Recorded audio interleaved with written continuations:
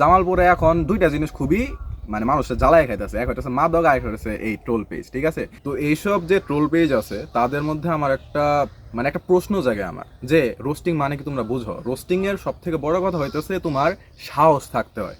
এমন সাহস থাকতে হয় যে তুমি সোশ্যাল মিডিয়াতে এসে বা ক্যামেরার সামনে এসে নিজের চেহারা দেখায় তুমি রোস্টিং করতে পারবা, সেটাতে বলবো রোস্টিং।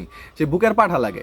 প্রথমত হইতেছে তোমরা কখনো তোমাদের নিজের ফেস দেখাও না, এবং কেরা কি করতেছে না করতেছে, ওই কোন বিল্ডিং এ কি হইতেছে না হইতেছে সেগুলোও দেখে যায় এইসব পেজের মধ্যে পোস্ট হয়। আমরা জানি যে জামালপুরে এরকম নাম করা অনেকগুলা ম্যাগি নুডলস আছে, হ্যাঁ তোমরা তাদেরকে রোস্ট করো, কোনো সমস্যা নাই। বাট এইসব পেজে একটা জিনিস যেটা আমরা দেখতে পাই সেটা হইতেছে যে ছেলে নাই, মেয়ে নাই, বয়সের কোনো ভেদাভেদ নাই, মাইনর নাই, অ্যাডাল্ট নাই, সবারই রোস্ট করতেছে। ভাই এমনও অনেক মেয়ে আছে বা এমনও অনেক ছেলেবেলে আছে যারা এইসবের মানে ওদের ইন্টেনশন কোনো সময় খারাপ থাকে না, বাট তোমরা এমনভাবে প্রেজেন্ট করো যে তারা সমাজে আর মুখ দেখাতে পারে না। এইসব যে পেজগুলো আছে ট্রোল পেজ বা হইতেছে রোস্টিং পেজ, এগুলোতে সাধারণত ফেসবুক কিন্তু কোনো সময় মনিটাইজেশন দেয় না। তাহলে মানে উদ্দেশ্যটা কি? কোনো তো লাভ থাকতে হয়, না হলে তো মানুষ এরকম বৃথাশ্রম দেওয়ার কথা না। আসলে কি জানো, ওই যে ইসরায়েল এবং এসব রোস্টিং পেজের মধ্যে একটা মিল আছে, এরা কাউকে না শান্তিপূর্ণ থাকতে দিতে চায় না। এদের ঘোড়া কিমড়ি কামড়া, এরা হুদায় হুদায় মাইন ছেড়ে যায় পুটকি মধ্যে, তারা আঙুল দিতে চাবই। এমন অনেকে আছে যারা আসলে এই ট্রোলগুলো ডিজার্ভ করে, বাট এরকম অনেকেই আছে যারা এসব কোনোভাবেই ডিজার্ভ করে না, এবং তারা নিজের মন মতন পোস্ট করতেছে এবং তারা পজিটিভলি করতেছে। বাট এরা করতেছে কি, এরা এগুলারে সমস্ত কিছুরে এমন নোংরা ভাষা এবং নোংরা ভাবে প্রেজেন্ট করতেছে যে ওই সাধারণ মানুষটার মনেও প্রশ্ন জায়গা যাইতেছে যে সোশ্যাল মিডিয়া থেকে আমার থাকার কোনো রাইট নাই নাকি। এবং আমার নিজেরই কিন্তু একটা বদনাম আছে, আমার অনেক মানুষই বলে যে আমি নারী বিদ্বেষী। ঠিক আছে, আমিও কিন্তু এইসব শাহবাগী টাইপের যারা আছে তাদেরকে রোস্ট করি, বাট রোস্টেরও একটা ধরন আছে ভাই। ঠিক আছে, তুমি একজনকে অবজেক্টিফাই করে, একজনকে স্পেসিফাই করে যদি রোস্ট করো এবং তার যদি আসলে কোনো সমস্যা না থাকে, because you don't have any kind of proof তোমাদের রিয়ালিটি যে আমি দিতেছি। আসলে এমন হতে পারে যে যারা এইসব পেজের অ্যাডমিন থাকে তাদের গার্লফ্রেন্ড তাদের এমনভাবে ছেঁকা দিছে যে তাদের মনে করো পটি বাড়ি করে ফেলাই দিছে, তার জন্য এইসব রিভেঞ্জের জন্য এবং নিজেদের ইগো স্যাটিসফাই করানোর জন্য তোমরা ছোট নাই বড় নাই সবার নিয়ে ট্রোল করা শুরু করে দাও এবং নিজেদেরকে অনেক বড় রোস্টার মনে করো, ক্যারি মিনাতি মনে করে ফেলাই দাও। বাট তোমাদের রিয়ালিটি হইতেছে তোমরা একটা কাপুরুষ, because you don't even have the courage to show your face.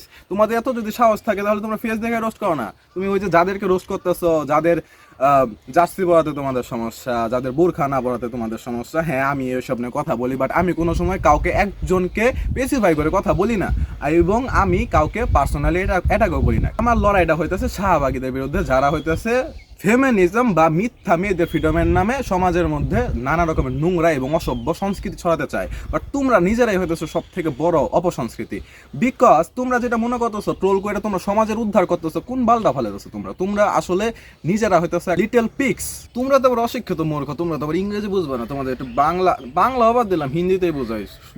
Little pick মানে হইতেছে সুয়ার কি অলাদ। এই সুয়ার কি অলাদে করে এমন অবস্থা যে একটা করে পেজ বন্ধ করা হয়, আবার আরেকটা করে পেজ খুলে ফেলে দেয়। মানে আগাছার কমতি আছে বাংলাদেশে, বাট এই ট্রোল পেজের কোনো কমতি নাই।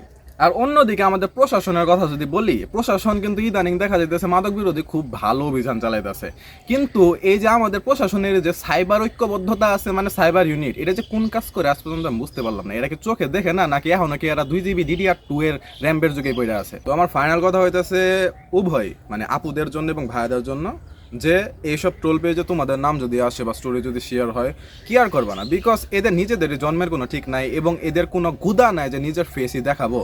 তো এদের যেই ট্রোলগুলা বা এই যে রোস্টিংগুলা, এগুলা নিয়ে তোমরা কখনোই মাথা ঘামাবো না, বিকজ এগুলা হইতেছে তাদের আর কোনো এই ট্রোল পেজগুলো ফলো করে আসলে কারা, যারা হইতেছে ওইসব মেন্টালিটির, যাদের নিজের জীবনে কোনো অ্যাচিভমেন্ট নাই, কোনো গোল নাই, জাস্ট ওদের একটাই উদ্দেশ্য, সেটা হইতেছে। বিশেষ করে মেয়েদেরকে বলবো, বা আপু যে আপু আমাকে বলছে তাকে বলবো যে এইসব ট্রোল পেজ নিয়ে ভাববা না, বিকজ তোমার নিজের স্বাধীনতা আছে, ঠিক আছে?